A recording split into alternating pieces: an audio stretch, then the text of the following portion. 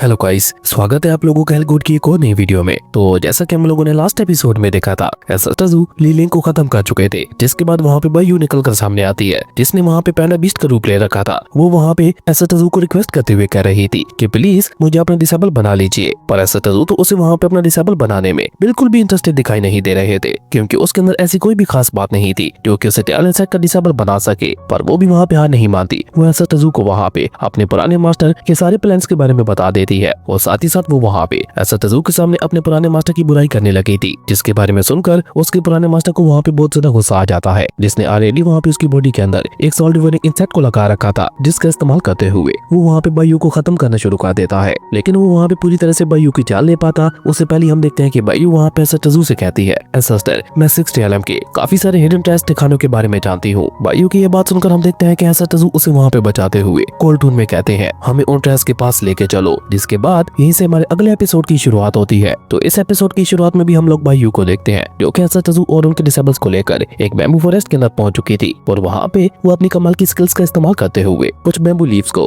इकट्ठा करना शुरू कर देती है, जिसमें एसटजू का कोई भी डिसेबल बिल्कुल भी इंटरेस्टेड दिखाई नहीं दे रहा था। और इसी तरह वो वहाँ पे बहुत ही कूल तरीके के साथ आगे बढ़ते हुए काफी सारी लीव्स इकट्ठा कर लेती है। लेकिन बर्निक्रो, जो कि वहाँ पे इधर उधर देखते हुए आगे बढ़ रहा था, वो वहाँ पे बोर होते हुए कहता है, हमें तो यहाँ पे किसी टायर की शेडो तक दिखाई नहीं दे रही। मुझे तो लगता है कि यहाँ पे कोई टायर है ही नहीं, और मुझे लगता है ये कुंग फू पांडा अपनी कलाबाजी दिखाने के लिए हम लोगों को लेकर यहाँ पे आया है। वहीं सामने की तरफ हम देखते हैं कि बायू, जो कि वहाँ पे एक बैम्बू से दूसरे बैम्बू के ऊपर जंप करते हुए आगे बढ़ रही थी, अचानक से उसका पैर वहाँ पे लड़खड़ा जाता है, जिसके चलते वो सीधा वहाँ पे नीचे जमीन की तरफ गिरने लगती है। पर एंड समय पे वो वहाँ पे कलाबाजी खाते हुए बहुत ही कूल तरीके के साथ खुद को संभाल लेती है, और एसटजू के सामने कुछ बैम्बू लीफ शो करते हुए कहती है, मास्टर, ये सारे बैम्बू लीफ से अभी अभी उगे हैं, जो कि बहुत ही ज्यादा मीठे हैं। अगर आप इनकी चाय बनाकर पीते हो तो आपको बहुत ज्यादा मजा आएगा। बायू की ये बात सुनकर हम देखते हैं कि एसटजू के बाकी के सभी डिसेबल्स वहाँ पे बुरा समूह बनाते हुए कहते हैं, ये क्या बकवास है। लेकिन एसटजू उसे वहाँ पे कोल्टून में जवाब देते हुए कहते हैं, बहुत अच्छे। एसटजू की ये बात सुनकर हम देखते हैं कि मिस निंगजू भी वहाँ पे उन बैम्बू लीव्स को लेते हुए कहती है, अगर ऐसी बात है तो अगली बार मैं एसटजू के लिए इन्हीं बैम्बू लीव्स का इस्तेमाल करते हुए चाय तैयार करूंगी। मिस निंगजू की ये बात सुनकर हम देखते हैं कि बायू वहाँ पे काफी ज्यादा खुश हो जाती है, लेकिन बर्निक्रो वहाँ पे उसकी खुशी को ज्यादा देर तक टिकने नहीं देता। वो जल्दी से आगे बढ़ते हुए उससे कहता है, अगर तुम्हारी ये ड्रामे बंद हो गए हो तो क्या तुम हमें बता सकती हो कि वो ड्रेस कहाँ पे मौजूद है। बर्निक्रो की ये बात सुनकर हम देखते हैं कि ली जिंग भी वहाँ पे उसकी हाँ में हाँ मिलाते हुए कहती है, हाँ ये बिल्कुल ठीक कह रहा है, क्योंकि आगे तो सर्पेंट पॉन्ड मौजूद है, जो कि सर्पेंट ट्राइब का एक हिस्सा है। तो आखिर वो ड्रेस कहाँ पे मौजूद है। ली जिंग की ये बात सुनकर हम देखते हैं कि मिस बायू वहाँ पे मुस्कुराते हुए कहती है, यही तो सीक्रेट है, वो सारे के सारे ट्रायर्स सर्पेंट पॉन्ड के अंदर मौजूद है। मिस बायू की ये बात सुनकर हम देखते हैं कि ली जिंग वहाँ पे गुस्सा होते हुए कहती है, उन सर्पेंट्स के पास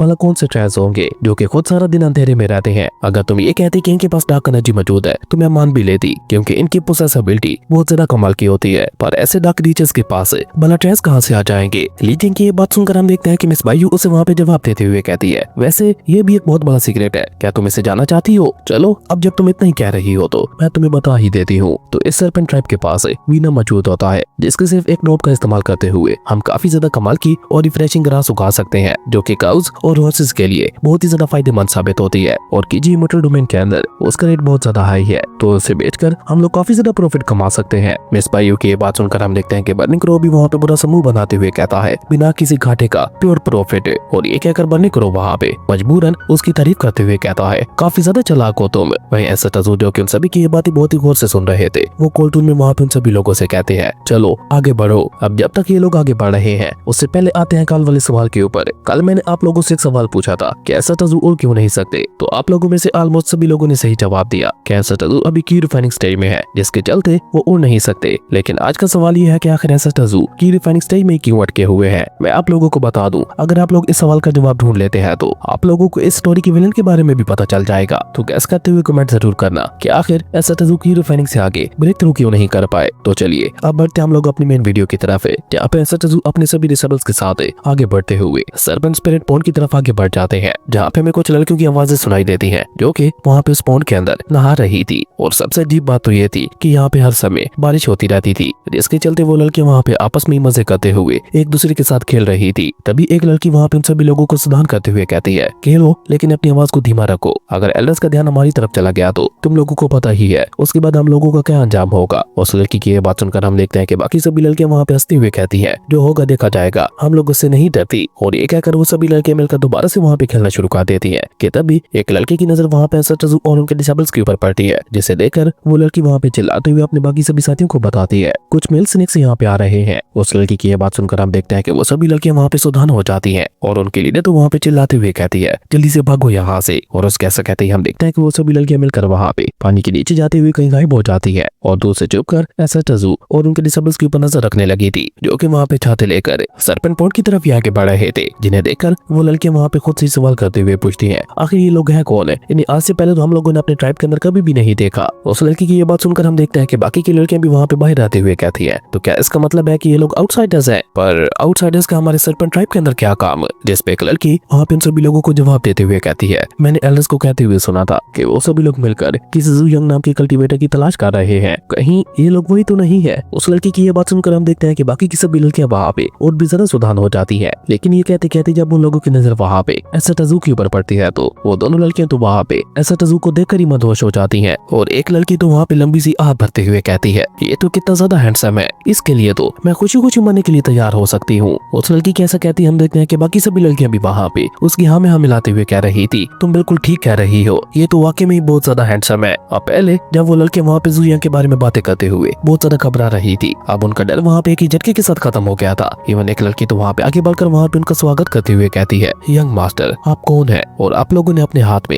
ये किस तरह का अम्ब्रेला पकड़ रखा है। लेकिन इससे आगे बेचारी वो लड़की वहाँ पे कुछ भी कह पाती उससे पहले हम देखते हैं कि वहाँ पे ऊपर आसमान में एक हेवनली ट्रबुलेशन बनती है, जिसके अंदर से वहाँ पे एक बहुत ही ज्यादा पावरफुल थंडर लाइटिंग स्ट्राइक आकर सीधा उस लड़की के ऊपर गिरती है, जिसके साथ ही उस लड़की का खेल वहीं पे खत्म हो गया था। इवन वो बाकी की लड़कियां जो कि वहाँ पे ऐसा टजू की तारीफें कर रही थी उनके ऊपर भी वो लाइटिंग जाके गिरती है, जिसके साथ ही वो सभी लोग वहाँ पे मारी जाती है। पर बर्निकुरो को वहाँ पे ये सब बस एक इत्तेफाक लग रहा था। वो वहाँ पे बुरा समूह बनाते हुए कहता है मुझे उम्मीद है अब तुम लोगों को समझ आ ही गया होगा कि हम लोगों ने अपने हाथ में किस तरह के अजीब से चाटे पकड़ रखे हैं। इसी खतरनाक लाइटिंग से बचने के लिए हम लोगों ने इस अम्ब्रेला को पकड़ रखा है। लेकिन अभी बर्निकुरो वहाँ पे ये सब कुछ कह ही रहा था कि तभी हम देखते हैं कि वहाँ पे सर्पेंट ट्राइब के एक एल्डर की एंट्री होती है, जो कि आते साथ ही वहाँ पे अपने सोल्जर्स को आदेश देते हुए कहता है सर्पेंट ट्राइब का एल्डर होने के नाते मैं तुम लोगों को आदेश देता हूँ कि यहाँ पे जितनी भी खूबसूरत सर्पेंट वुमेन्स मौजूद है उन सभी को अरेस्ट कर लो। और ये कहते कहते उस एल्डर की नजर वहाँ पे उस माचू की लड़की के ऊपर पड़ती है। उस एल्डर को वहाँ पे बिल्कुल भी बुरा नहीं लगता, वो उल्टा वहाँ पे आगे बढ़कर उसके फेस को देखते हुए कहता है ये तो मरने के बाद भी काफी ज्यादा खूबसूरत दिखाई दे रही है, वाकई में ये एक ट्रू ब्यूटी थी। और ये कहते कहते जब वो एल्डर वहाँ पे पलट कर पीछे की तरफ देखता है तो उसकी नजर वहाँ पे ऐसा टजू और उनके डिसेबल्स के ऊपर पड़ती है, लेकिन उसकी नजर तो वहाँ पे ऐसा टजू के ऊपर ही जाके रुक जाती है और वो वहाँ पे ऐसा टजू के हैंडसम फेस को देखकर हैरान होते हुए कहता है कितना ज्यादा हैंडसम है। हालांकि वो था तो एक मेल सर्पेंट है, लेकिन फिर भी वो वहाँ पे ऐसा टजू की तारीफ किए बिना नहीं रह पाया। वो एक्साइटेड होते हुए कहता है ये तो एक रियल ब्यूटी है। लेकिन ये कहते कहते जब वो वहाँ पे ऐसा टजू के फेस को वो से देखता है तो उसे अचानक से वहाँ पे उस पोस्टर के बारे में याद आता है, जिसे जब वो बाहर निकल कर देखता है तो वो हैरान होते हुए कहता है इसकी शक्ल तो इस पोस्टर वाले कल्टीवेटर के साथ मिलती जुलती दिखाई दे रही है, तो इसका मतलब है कि ये कल्टीवेटर कोई और नहीं बल्कि जू यंग है। और ये कहते हुए एल्डर वहाँ पे अपने सोल्जर्स को आदेश देते हुए कहता है अगर ऐसी बात है तो फिर खड़े खड़े मुंह क्या देख रहे हो, जल्दी से आगे बढ़ते हुए इसे खत्म कर दो ताकि इसे खत्म करने के बाद हम इस इनाम को भी हासिल कर सके। और ये कहकर वो एल्डर वहाँ पे एक बार फिर से ऐसा टजू के फेस को देखकर मदहोश होते हुए कहता है चलो इन ब्यूटीज के साथ साथ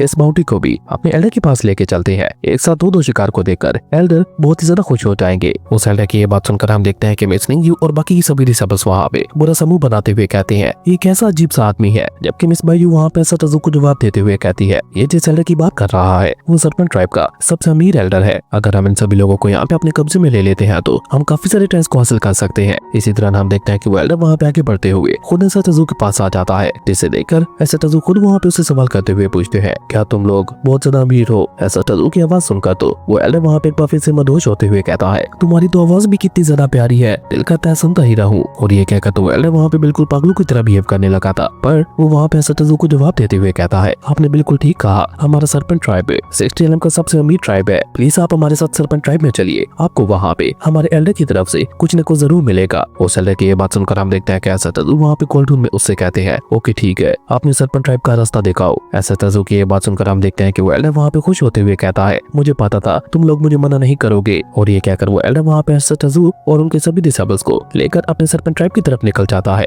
लेकिन ये सब कुछ देखा तो ली जिन को वहाँ पे बिल्कुल भी अच्छा नहीं लग रहा था, वो वहाँ पे गुस्सा होते हुए कहती है यकीन नहीं हो रहा सिर्फ ट्रेस को पाने के लिए ऐसा टजू इतना सब कुछ कर रहे हैं, मुझे तो लगा था कि ये बस एक अफवाह ही है, लेकिन वाकई में ही टेल इंसेक्ट ट्रेस के पीछे पागल है और इसीलिए तो ऐसा टजू टेल इंसेक्ट के लीडर है। खैर उसके बाद सीन चेंज होता है और हम लोगों को सर्पेंट ट्राइब के एक केव का सीन दिखाया जाता है जहाँ पे काफी ज्यादा खतरनाक थंडर लाइटनिंग निकल रही थी और एक एल्डर वहाँ पे एक लड़की को तड़पाकर वहाँ पे जोर जोर से हंसते हुए कह रहा था, अब मैं देखता हूँ तुम्हारा वो एटीट्यूड कैसे नहीं टूटता। जबकि हम देखते हैं कि वो लड़की दर्द के मारे वहाँ पे तड़पती हुई कह रही थी, प्लीज कोई आकर मेरी मदद करो। जिस पे वो एल्डर वहाँ पे जोर जोर से हंसते हुए कहता है, क्यों क्या हो गया, अभी थोड़ी देर पहले तक तो तुम मुझे बहुत ज्यादा एटीट्यूड दिखा रही थी और अब मुझसे बचने के लिए मदद मांग रही हो। और ये कहकर वो एल्डर वहाँ पे अपनी टनल लाइटिंग का इस्तेमाल करते हुए उस लड़की को वहाँ पे ऊपर हवा में उठा देता है और साथ ही साथ वहाँ पे चिल्लाते हुए उसे ये भी कह रहा था, और जोर से चिल्लाओ, तुम जितना ज्यादा चिल्लाओगी मुझे उतना ही ज्यादा मजा आएगा। और ये कहकर वो वहाँ पे अपनी टनल लाइटिंग का इस्तेमाल करते हुए उस लड़की को काफी ऊपर ले जाता है और उसके बाद अचानक से वहाँ पे उसे कंट्रोल करते हुए सीधे नीचे जमीन पे पटक देता है, जिसके साथ ही हम देखते हैं कि उस लड़की की चीखें वहाँ पे बंद हो जाती है। लेकिन वो मरी अभी तक भी नहीं थी। वो वहाँ पे किसी तरह से खुद को संभाल कर अपना सर ऊपर उठाकर उस एल्डर को देखते हुए कहती है, प्लीज एल्डर, मुझसे गलती हो गई, मुझे माफ कर दीजिए, मैं अगली बार ऐसा कुछ भी नहीं करूंगी, प्लीज मुझे छोड़ दीजिए। वहीं नीचे जमीन पे गिरने की वजह से हम देखते हैं कि उसका पूरा का पूरा मुंह ही वहाँ पे टेढ़ा हो गया था। जबकि वो लड़की वहाँ पे अपनी बात आगे बढ़ाते हुए उस एल्डर से कहती है, अगर आप मुझे छोड़ देते हो तो आप जो कहोगे मैं वही करूंगी। लेकिन उस लड़की की फेस को देखकर वो एल्डर वहाँ पे बुरा समूह बनाते हुए कहता है, तुम्हारा फेस बहुत ज्यादा दबा हो चुका है, इसलिए चुपचाप दफा हो जाओ यहाँ से, मुझे तुम्हारे जैसे बदसूरत लोग बिल्कुल भी पसंद नहीं है। उस एल्डर की ये बात सुनकर हम देखते हैं कि वो लड़की वहाँ पे इतना ज्यादा खुश हो जाती है कि वो जल्दी से वहाँ पे उसके सामने अपना सर झुकाते हुए उसका शुक्रिया अदा करने लगी थी और उसके बाद वो वहाँ पे एक भी पल जाया किए बगैर जल्दी से वहाँ से भागना शुरू कर देती है। लेकिन वो वहाँ से भाग पाती उससे पहले हम देखते हैं कि उस एल्डर के फेस के ऊपर एक ईवल स्माइल आ जाती है और वो दोबारा से वहाँ पे अपनी टनल लाइटिंग का इस्तेमाल करते हुए उस लड़की के ऊपर हमला करके उसे सीधा वहाँ पे उस खाई में फेंक देता है। इसके साथ ही हम देखते हैं कि उस लड़की का खेल वहीं पे खत्म हो जाता है। जबकि ऊपर की तरफ हम देखते हैं कि वो एल्डर वहाँ पे गुस्सा होते हुए कह रहा था, तुम्हें क्या लगा था मैं अपने शिकार को जिंदा जाने दूंगा। और अभी वो एल्डर वहाँ पे ये सब कुछ कहते हुए वापस अपनी केव की तरफ जा ही रहा था कि तभी वो एल्डर वहाँ पे सटजू और उनके डिसेबल्स को लेकर पहुंच जाता है, जो कि आते साथ ही वहाँ पे अपने उस मास्टर से कहता है, मास्टर देखिए मैं अपने साथ किन को लाया हूँ, इनकी ब्यूटी आपको भी लाजवाब कर देगी। लेकिन इसे आके बेचारा वो एल्डर वहाँ पे कुछ भी कह पाता उससे पहले हम देखते हैं कि वो मास्टर वहाँ पे उसके ऊपर अटैक करते हुए उसे भी उठाकर वहाँ पे पीछे की तरफ फेंक देता है। हालांकि उसे वहाँ पे लग रहा था कि उसके इस खतरनाक हमले को देखकर वो सभी लोग वहाँ पे बहुत ज्यादा घबरा जाएंगे,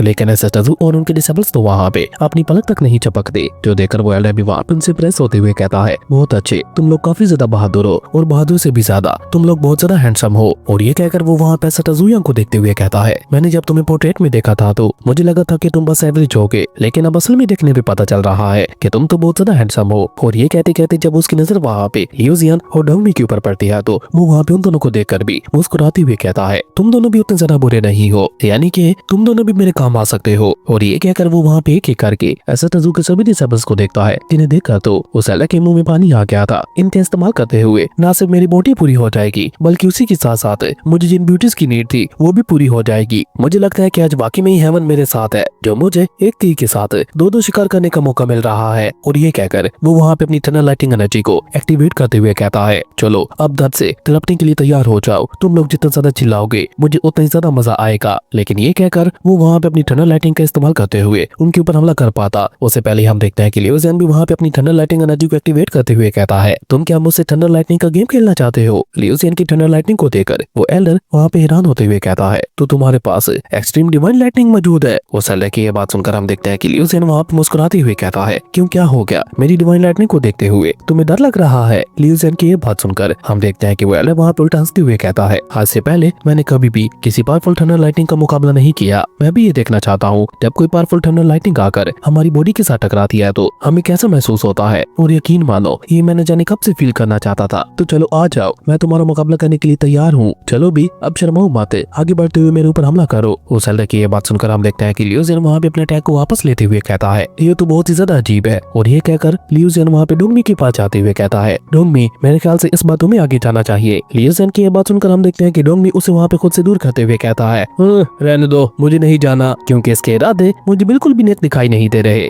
जो देखकर ली चिंग भी वहाँ पे बुरा समूह बनाते हुए कहती है, मुझे लगता है कि सरपंच ट्राइब की ये नस्ल बहुत ही ज्यादा बेशरम है, जो कि मर्दों को भी नहीं छोड़ रहे। ये मर्दों के बारे में इतनी गंदी सोच रखते हैं तो फिर हम औरतों के बारे में तो क्या ही सोचते होंगे। ली चिंग की ये बात सुनकर हम देखते हैं कि सटजू उसे वहाँ पे कोल्टून में जवाब देते हुए कहते हैं, नहीं तुम लोग गलत सोच रहे हो, ये असल में सरपंच ट्राइब से बिलोंग ही नहीं करते। सटजू की ये बात सुनकर हम देखते हैं कि सभी लोग वहाँ पे हैरान होते हुए कहते हैं, सिस्टर ये आप क्या कह रहे हैं। जबकि सामने की तरफ हम देखते हैं कि वो एल्डर वहाँ पे केवल स्माइल करते हुए कहता है, चिंता मत करो, ज्यादा सोचो मत, क्योंकि बहुत ही जल्द तुम सभी लोग मेरी टेल से मरने वाले हो। और ये कहकर वो एल्डर वहाँ पे अपनी डिमोनिक फॉरबिडन टेक्निक का इस्तेमाल करते हुए अपने पॉइजन को वहाँ पे चारों तरफ फैला देता है, जिसके बाद वो वहाँ पे केवल स्माइल करते हुए कहने लगा था, अब जल्दी से मेरे इस पोइजन को अपनी बॉडी के अंदर जाने दो ताकि मैं जल्दी जल्दी तुम सभी को अपने कंट्रोल में ले सकूं। आज मैं तुम लोगों को अपनी ट्रू पावर दिखाता हूँ। वहीं सामने की तरफ हम देखते हैं कि वो पोइजन तो अब धीरे धीरे उन सभी की बॉडीज के अंदर जाने लगा था, जो देखकर उस सुप्रीम एल्डर को ऐसा लगता है कि शायद वो सभी लोग वहाँ पे उसके कंट्रोल में आ चुके हैं। इसलिए वो वहाँ पे बेशर्मों की तरह मुस्कुराते हुए कहता है, बहुत अच्छे, अब सभी एक एक करके अपने अपने कपड़े उतारना शुरू कर दो, चलो जल्दी करो, मेरे पास ज्यादा समय नहीं है। जबकि सामने की तरफ हम देखते हैं कि ली चिंग तो वहाँ पे अपनी रैबिट फॉर्म में आते हुए वहीं पे गिरकर बेहोश हो जाती है, जबकि बन्नी करो वहाँ पे उल्टियां करने लगा था। लेकिन बायू ने वहाँ पे समझदारी दिखाते हुए अपना नाक ही बंद कर रखा था, जो कि जल्दी से आगे बढ़कर वहाँ पे ली चिंग को संभालते हुए कहती है, सिस्टर आपने उस पोइजन को क्यों सूंघा, अब हो गई हो ना आप बेहोश।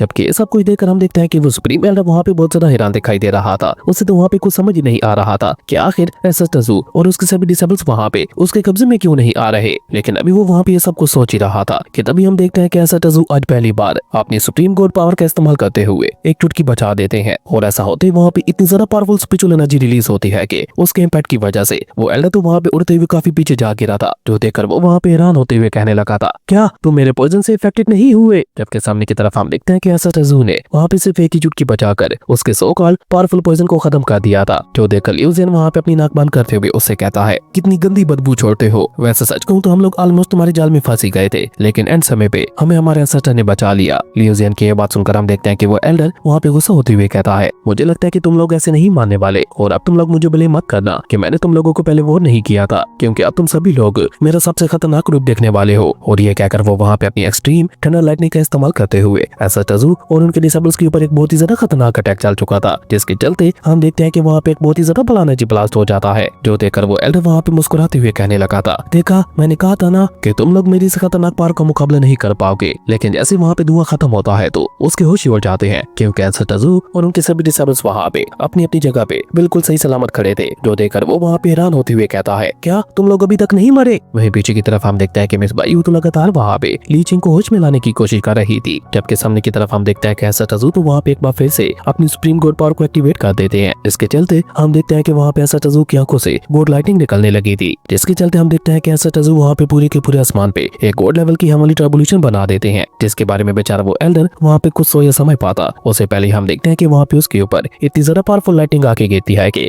वो दर्द के मारे वहाँ पे तड़पता हुआ सीधे नीचे जमीन पे आके गिरता है, जिसके गिरते साथ ही वहाँ पे एक बहुत ही ज्यादा बड़ा एनर्जी ब्लास्ट हो गया था, जिसके गिरते साथ ही लिऊ जिन वहाँ पे मुस्कुराते हुए कहता है, तो एसएसटजू बिल्कुल ठीक कह रहे थे, तुम सर्पेंट ट्राइब से बिलोंग नहीं करते, बल्कि तुम तो एक इलेक्ट्रिक फिश टाइप के कोई अजीब से क्रिएचर हो। लिऊ जिन की ये बात सुनकर हम देखते हैं कि डोंगमी भी वहाँ पे उसका मजाक उड़ाते हुए कहता है, क्या ये कोई सर्पेंट नहीं है बल्कि एक मामूली सी मछली है, हम लोग खामखा इससे घबरा रहे थे। डोंगमी की ये बात सुनकर हम देखते हैं कि वो एल्डर वहाँ पे गुस्से से चिल्लाते हुए कहता है, अपनी ये बकवास बंद करो, मैं कोई मछली नहीं हूँ बल्कि मैं एक ट्रू सर्पेंट हूँ। लेकिन इससे आगे वो वहाँ पे कुछ भी कह पाता, उससे पहले हम देखते हैं कि एसएसटजू की गॉड लाइटिंग वहाँ पे दोबारा से उसके ऊपर हमला कर देती है, जिसके चलते वो दोबारा से दर्द के मारे वहाँ पे तड़पने लगा था। पर इस खतरनाक अटैक के बाद उसे वहाँ पे ये बात भी समझ आ जाती है कि वो जब जब झूठ बोलेगा उसे इसी तरह से एसएसटजू पनिश करेंगे, इसलिए वो वहाँ पे जवाब देते हुए कहता है, नहीं नहीं मैं झूठ बोल रहा था, मैं वाकई में एक इलेक्ट्रिक मछली हूँ। और ये कहकर वो वहाँ पे एसएसटजू से रैम की भीख मांगते हुए कहने लगा था, मैं तुमसे भीख मांगता हूँ, प्लीज मुझे छोड़ दो, ये लाइटनिंग मुझसे बर्दाश्त नहीं हो पा रही,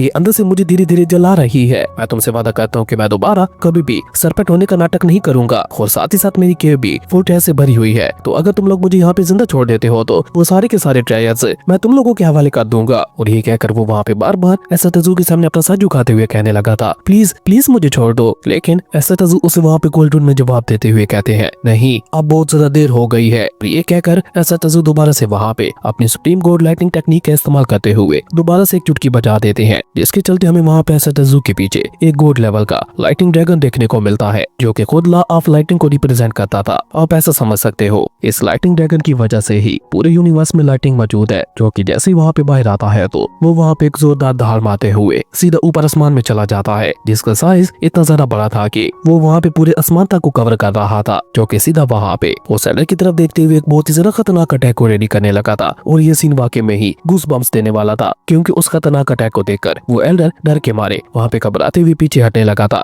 लेकिन एसएसटजू उसे पहले ही कह चुके थे कि अब बहुत ज्यादा देर हो चुकी है, इसलिए हम देखते हैं कि एसएसटजू वहाँ पे एक चुटकी बजाते हुए कोल्ड टून में कहते हैं, हेवनली रिट्रीब्यूशन है। आमतौर पर देखा जाता है कि पावरफुल गॉड्स भी किसी को पनिश करने के लिए हेवनली ट्रिब्यूशन का इस्तेमाल करते हैं, जबकि एसएसटजू हेवनली रिट्रीब्यूशन का इस्तेमाल कर रहे थे, जिसके चलते हम देखते हैं कि वो लॉ ऑफ लाइटनिंग वाला ड्रैगन वहाँ पे इतना ज्यादा खतरनाक उस एल्डर के ऊपर करता है कि देखने से ऐसा लग रहा था कि सारी थंडर लाइटिंग सीधा उस एल्डर के ऊपर ही आके गिर रही है। जबकि वो एलन तो लगातार दर्द के मारे वहाँ पे तड़पते हुए रैम की भीख मांगने लगा था। लेकिन उस खतरनाक अटैक को झेलने के बाद उसका खेल वहीं पे खत्म हो गया था, जिसे खत्म करने के बाद हम देखते हैं कि वो लॉ ऑफ लाइटिंग वाला ड्रैगन सीधा उड़ते हुए वापस से वहाँ पे एसोटजू के पीछे आ जाता है। असल में एसोटजू ने आज पहली बार लॉ ऑफ लाइटिंग ड्रैगन का इस्तेमाल किया था ताकि वो अपने दुश्मनों को संदेश दे सके कि उनके मरने का समय आ चुका है। और दोस्तों मैं आपको ये भी बता दूं कि एसोटजू के 2 पावरफुल बीस्ट में से एक ड्रैगन बीस्ट भी होगा। अब वो ड्रैगन बीस्ट ये होगा या फिर कोई और होगा, ये तो हमें आगे ही पता चलेगा। और दूसरे बीस्ट के बारे में अगली वीडियो में बताऊंगा, क्योंकि इसी सीन के साथ ही हमारा ये कमाल का एपिसोड यहीं पे खत्म हो गया था। दोस्तों अगर आप लोगों को ये वीडियो अच्छी लगी तो लाइक कर दे, और अगर चैनल पे नए आए हो तो सब्सक्राइब करते जाना। तो मिलते हैं एक न्यू वीडियो में, तब तक के लिए बाय।